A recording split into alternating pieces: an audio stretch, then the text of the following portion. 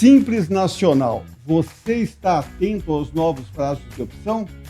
Fique conosco para saber um pouco mais.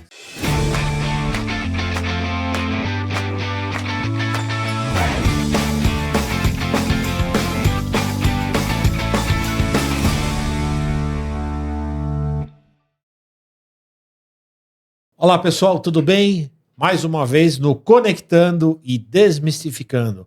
Hoje vamos trazer um tema bastante interessante, um tema muito amplo. Já fizemos alguns episódios sobre isso, mas vamos pontualmente tratar do Simples Nacional, falando dos prazos para você fazer adesão, opção, e discutir um pouco, que tem algumas polêmicas, algumas dúvidas, porque a própria legislação deixa dúvidas, né? Então a gente vai discutir um pouco sobre isso e alertar você. Acho que o objetivo aqui é alertar que tem novos prazos, novas datas e a opção 2 vezes ao ano. E aí, Donizete, como é que você me traz essa questão do Simples Nacional e alguns detalhes aí, principalmente essa questão dos prazos? Bom, Neymar, primeiramente, né, como é gostoso a gente aqui novamente, né, conversando com todo mundo um pouco mais aqui sobre esse tema. E sabe, bom, pessoal, nós estamos falando do Simples Nacional porque é um dos assuntos que a gente mais recebe questionamento e talvez porque, né, a maioria dos empresários hoje estão no Simples, né, a quantidade é muito grande.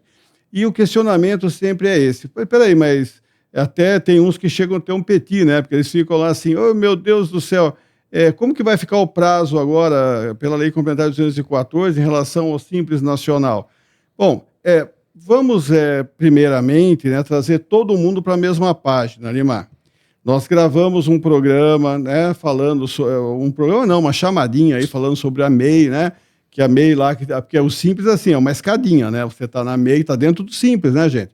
Você está na MEI, que é o microempresário individual, que tem um limite de 81 mil, né, que lembrando que vai mudar. Então conta para eles que a Receita Federal vai juntar, vai somar a receita do MEI com a receita da pessoa física sócia do MEI. Se isso chegar no limite ou passar do limite de 81 mil, vai desenquadrar. Então, microempresário individual, fique atento.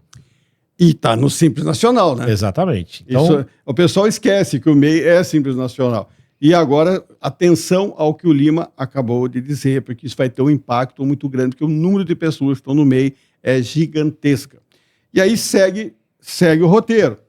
Se você não está no MEI, dentro do Simples, ou seja, o faturamento é acima de 81 mil, você vai estar como microempresa. A microempresa vai lá do 81.001 até 360 mil.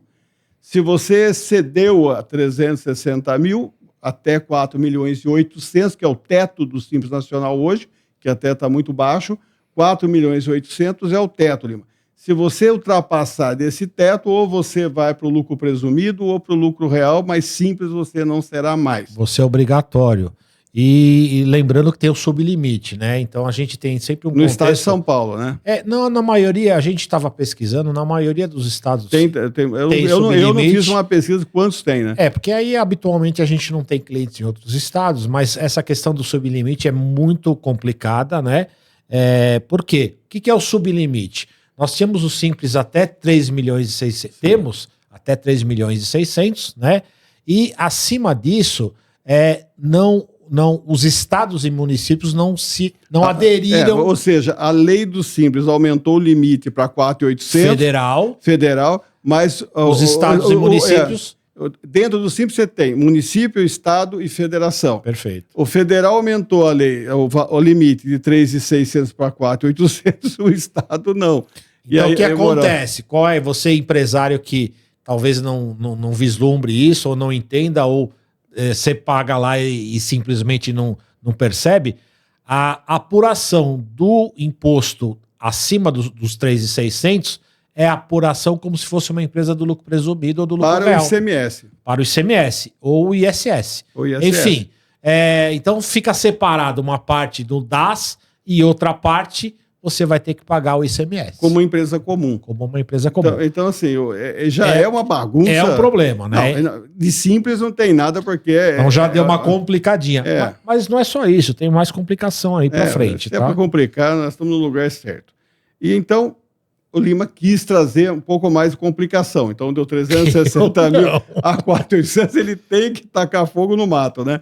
Então, você tem lá 3.600, no caso aí, o limite estadual de alguns estados aí, mas deixa ele de lado por enquanto, fica 360 ME, 4.800 é o seu limite, daí acima de 4.800 é lucro presumido ou lucro real. Aí, Lima, vem... Agora vamos evoluir. Vem a provocação. Não, vamos evoluir. Aí vem agora os novos modelos de simples, antes de você provocar. Então, a gente falou que o sublimite era um complicador, porque tem que apurar a parte. Não satisfeito com isso, a reforma tributária traz o simples em duas nuances.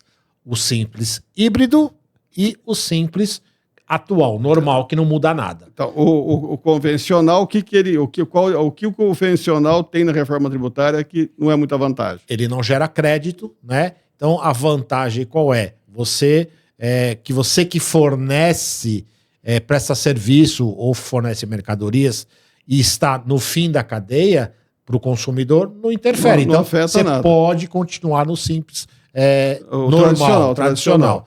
Agora, uma empresa que está no meio da cadeia e o volume de empresas que estão no Simples Nacional é muito importante, relevante, naturalmente, provavelmente, ela vai ser induzida ou forçada, dependendo para quem ela fornece, a gerar o Simples com crédito, né? De IBS que é o híbrido, e do CBS. Que é o híbrido, né? Exatamente. Ele continua lá tendo os benefícios da folha, que tem desoneração da folha, 20%, etc. e tal. Exato. Mas o ICMS, ou o CBS, me perdoe, agora eu que fugi eu que caí da árvore, né? É muita sigla, né? Mas agora o CBS e o IBS, ele vai ter... calculado por fora. Por fora. Isso naturalmente vai acontecer um aumento nos custos, né? Porque vai ter o imposto novo.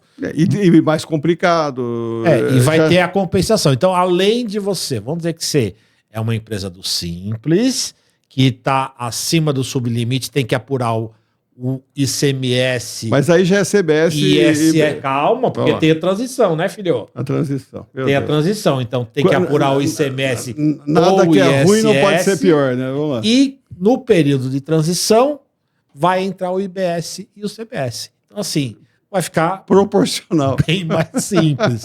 É uma dificuldade que as empresas vão ter, apurar dois sistemas, seja no simples, seja no presumido, seja no real. Traduzindo, né, hoje o empresário que estiver no simples precisa de um bom contador, e isso nós temos bastante. E seguindo, né, Lima, nós vamos para os prazos de opção. Hoje nós temos uma sistemática. Aí eu já te coloco assim. A sistemática hoje é o seguinte: a cada exercício você pode optar ou não pelo Simples Nacional. Para o exercício todo. Então você tem de 1º a 31 de janeiro para fazer opção para aquele exercício. Então, que vai até 31 de dezembro. 31 de janeiro até 31 de janeiro de 26, você tem a opção de estar no Simples. Então eu quero ficar no Simples, já fico.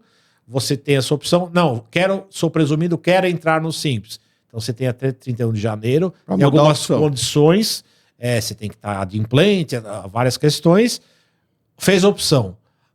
E aí você fica para o ano todo. Com a reforma tributária veio uma coisa que, na minha opinião pessoal, é totalmente maluca. Mas vamos lá. Concluindo, Lima, então, para que nós possamos agora realmente concluir o tema, né, que nós estamos aqui para falar um pouco sobre o prazo, né, de opção do Simples, é importante, né, porque isso gera uma confusão, que até nós, quando estamos debatendo, né, sobre esse... É verdade. Algo que parece ser tão, né... simples, né? A gente fala sobre coisas tão complexas, mas quando chega isso aqui, isso aqui não é nada. Mas aí começa a ler e fala, cara, mas não está batendo. Mas por quê, pessoal? Porque justamente nós temos... uma flexibilização para o período que nós vamos ter de transição. Houve uma flexibilização para o Simples Nacional. Qual é essa flexibilização? Ele permite que você faça uma opção até abril para o semestre seguinte, que vai de julho a dezembro, e até setembro para o semestre seguinte, que vai de janeiro a junho, em relação única e exclusivamente, pelo menos é o nosso entendimento, única e exclusivamente para você optar entre o simples normal e o simples híbrido. Agora, se você quer sair do simples e ir para o lucro presumido ou lucro real, porque você quer mudar, né, quer sair dessa opção tributária, aí o lucro real e o lucro presumido ele é anual. Você teria que optar para o ano seguinte, salvo, é óbvio, se você foi desenquadrado. Aí não tem nada a ver, a regra ainda é a mesma. Então vamos lá, só para ficar, pessoal, guardar, né? A lei permite, dentro do Simples Nacional, até por conta de ajustes e adaptação, a Lei Complementar 214 permite que você, em setembro do ano, que é uma novidade, opte pelo se você vai ficar no híbrido ou você vai ser unificado. No semestre seguinte. Para o semestre seguinte. Aí eu te coloco uma questão. A lei atual, e ali no texto da Lei Complementar 214 não fala, diz que a opção de janeiro é até 31 de janeiro.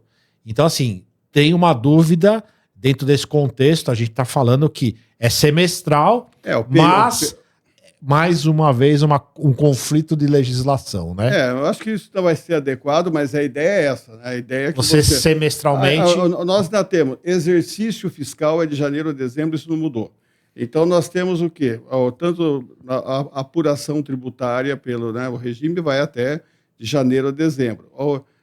O lucro real, o lucro presumido não por desenquadramento do simples, continua a opção para que você faça a partir de janeiro e mude a opção. A questão principal é que quando você está dentro do simples, agora com o período de transição, Lima, entre o CBS e IBS, todo esse período que começa em 2020, praticamente 27, né? Vai 27 até 32, você passa a ter uma necessidade dessa flexibilização, porque uma empresa ela pode entrar no mercado e ela ser exigido dela que ela dê crédito de IBS e CBS. Então, ela tem que mudar para o modelo híbrido. Ou, de repente, ela está no modelo híbrido, não está valendo mais a pena. Ninguém mais está exigindo dela, ela começou a trabalhar com o público final. Moral da história, ela quer voltar para o simples normal. Então, eu entendo que essa flexibilização é para dar maior agilidade aos optantes pelo simples. Eu não estou dizendo aqui se é a melhor coisa, isso vai funcionar, eu acho que faz sentido. Que é uma opção inteligente, faz sentido de fato.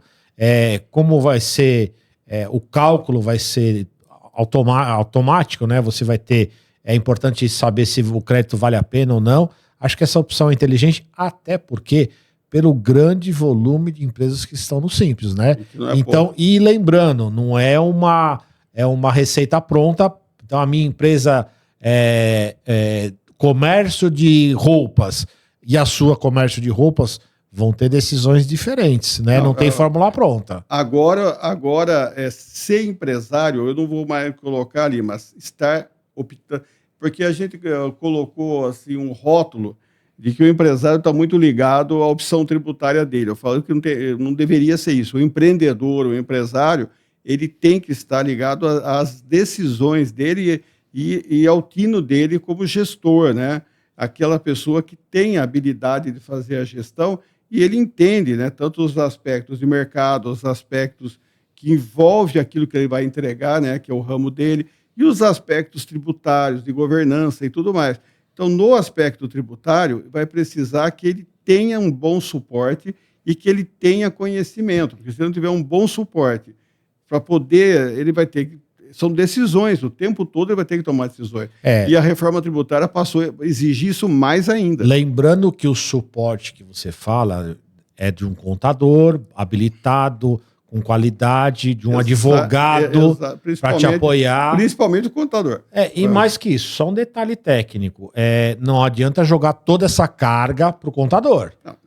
Acho que é importante lembrar isso. Ele orienta. Então, o contador apoia, orienta. O advogado apoia, orienta, no sentido que a decisão de conhecer custo é só da empresa, de valor de venda, tudo isso vai ter que ser repensado, revisado. E quem conhece o cliente, quem conhece o mercado é a empresa, não é o contador. Exatamente, o contador é suporte. Então, achar que só está trocando um tributo por outro ou uma sigla por outra é totalmente errado. Você tem que entender, vislumbrar as mudanças, a profundidade das mudanças, e para isso precisa da ajuda, do apoio do contador, mas a decisão é do empresário. E uma coisa que me deixa muito, muito chateado, Lima, é que eu ainda ouço até de grandes empresários que não estão, não digo a maioria, mas alguns que eu ouço, eu já ouvi, né?